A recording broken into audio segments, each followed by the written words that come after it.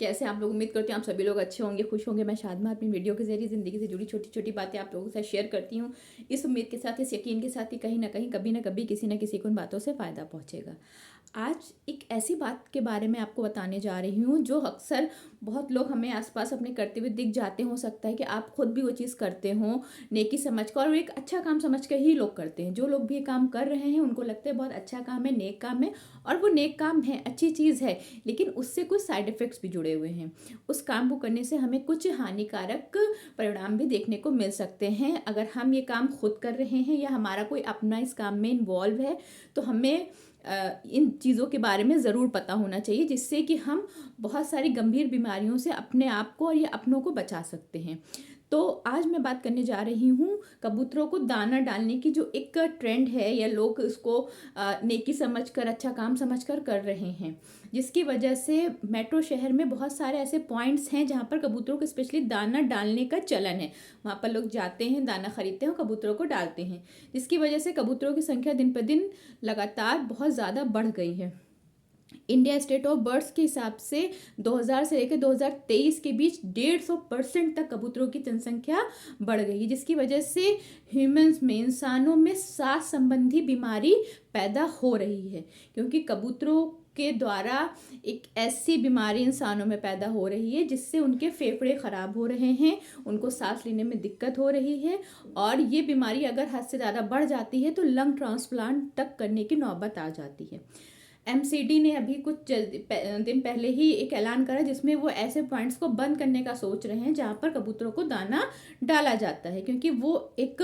ऐसे पॉइंट बन गए हैं जहाँ पे बहुत सारे लोग आते हैं और वहाँ पर कबूतरों की संख्या भी दिन पे दिन बढ़ती जा रही है। मुंबई में भी इस तरह के बहुत सारे पॉइंट्स हैं जहाँ कबूतरों को दाना डाला जाता है। मुंबई ने कुछ ऐसे पॉइंट्स पे बैन लगा दिया है कि वहाँ पर आप जाकर अब कबूतरों को दाना डाल नहीं सकते हैं। गुरुग्राम या जितनी भी हाई हाई सोसाइटी हैं, वहाँ जैसे जो फ्लैट्स हैं, उन बिल्डिंग्स में उन सभी लोगों को इस समस्या का बहुत सामना करना पड़ रहा है। लोग सभी इस चीज़ को जानते होंगे कि जो भी फ्लैट्स में रह रहे हैं, बिल्डिंग में,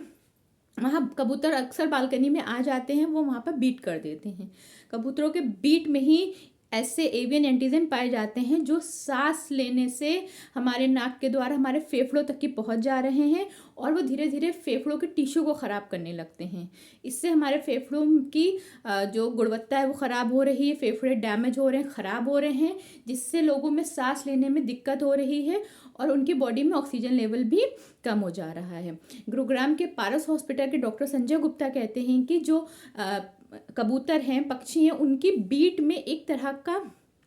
एंटीजन, एवियन एंटीजन पाया जाता है, जिसकी वजह से हाइपर सेंसिटिविटी न्यूमोनाइटिस हो जाता है, जिसमें लोगों के लंग्स खराब हो रहे हैं और उनको सांस लेने में दिक्कत हो रही है। अब अगर आप खुद कबूतरों को दाना डालते हैं, आपको ऐसा शौक है, आप एक नेकी समझ के इस चीज़ को कर रहे हैं, या आपका कोई अपना इस तरह का काम कर रहा है, तो आप लोगों के लिए जानना बहुत ज़रूरी है कि हमें डायरेक्ट किसी भी तरह से कबूतरों की बीट के संपर्क में नहीं आना है। अगर आप ऐसा करते हैं जिससे आपके लंग्स ख़राब हो सकते हैं, तो बहुत ज़रूरी है कि अगर हम ऐसा कुछ करें तो हम हमेशा ग्लव्स पहने, मास्क पहने, और बच्चे और बुज़ुर्ग स्पेशली कबूतरों की बीट के, कबूतरों के संपर्क में ना आए, क्योंकि उस एंटीजन का असर उन लोगों पे बहुत जल्दी होता है जिन लोगों की पहले से ही इम्यूनिटी वीक है। जैसे अस्थमा के जो पेशेंट हैं, जिनको सांस लेने में पहले से ही दिक्कत है, या उन जिनको लंग्स की या फेफड़ों की कोई पहले से ही बीमारी है, तो ऐसे लोगों को बिल्कुल भी कबूतरों के संपर्क में नहीं आना चाहिए। ये उनके लिए और बहुत सारे हेल्थ इश्यूज़ पैदा कर देगा। तो ये बहुत ज़रूरी है कि अगर आपके बालकनी में कबूतर आते हैं तो उस चीज़ को रोकिए। कबूतरों में नेट लगाइए, बालकनी में नेट आती है, या बर्ड्स स्पाइक्स आ रहे हैं, या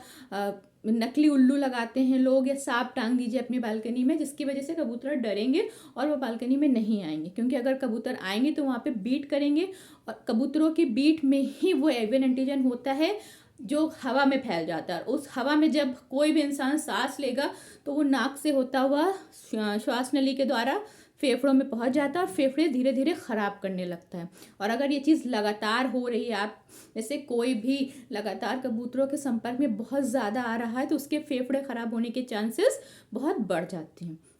दूसरी चीज़ है, कबूतरों के जो पंख होते हैं उनके पंख में और उनके बीक में एक तरह का यीस्ट पाई जाती है, जिसकी वजह से यीस्ट या फंगल इन्फेक्शन भी बॉडी में हो सकता है। इसमें इंसानों के जो लोग बहुत कबूतर पालते हैं या लगातार कबूतरों को दाना दे रहे हैं, उन लोगों में ये बीमारी बहुत आम देखने को मिल रही है। इसमें उनके फेस पे स्वेलिंग आ जाती है, उनके फेस पे सफ़ेद सफ़ेद चकत्ते पड़ जाते हैं, उनको किसी खाने का टेस्ट नहीं आता और उनको रुई जैसा स्वाद लगता है कि मुंह में रुई भरी हुई है। इसमें स्किन पे भी रैशेस हो सकते हैं, प्राइवेट पार्ट्स में भी इसका इन्फेक्शन हो सकता है, यूटीआई का भी खतरा रहता है। तो जो लोग कबूतर पाल रहे हैं या जिनके घरों में किसी भी वजह से कबूतर आ जाते हैं, तो उस चीज़ को रोकें। अगर आपने कबूतर पाला है तो उनको खुली हवा में जाकर दाना दें। कोशिश करें अपनी छत पर या अपनी बालकनी में उनको दाना ना दें, क्योंकि अगर कबूतर वहाँ पर दाना खाएंगे तो बहुत पॉसिबिलिटी है कि वहाँ पे वो बीट भी करेंगे, और उस बीट के संपर्क में आने से बचें।